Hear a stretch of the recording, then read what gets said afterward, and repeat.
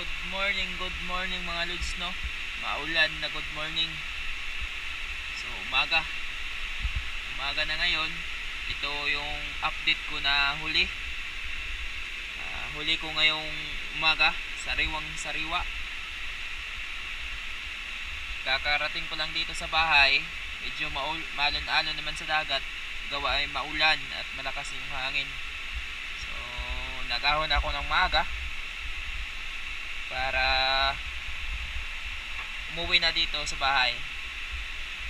At kahit papano, meron tayong huli, kunting-kunti lang, pero at least okay lang din naman. May pang-ulam na naman na pangdagdag, no? Maraming salamat mga lods sa mga nanonood sa mga video ko at na nag-support sa akin. Thank you so much sa inyong lahat. Ito yung mga update ko na huli ngayon, no? So, konti lang. So, meron tayong mga nabugo o maliliit na octopus.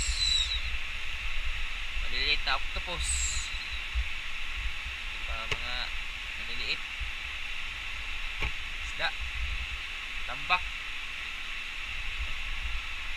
danggit, mga danggit maliliit pa.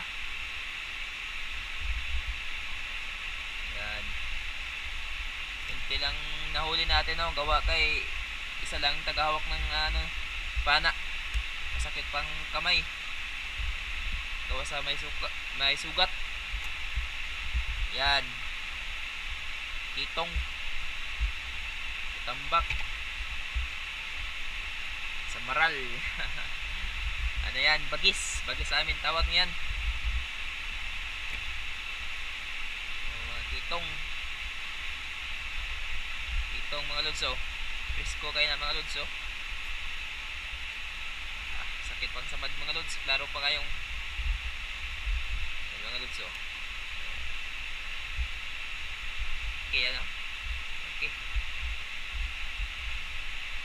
So mga malods, napakamahal ito mga lods. Sa palengke mga malods, bihira ka lang makakita nito.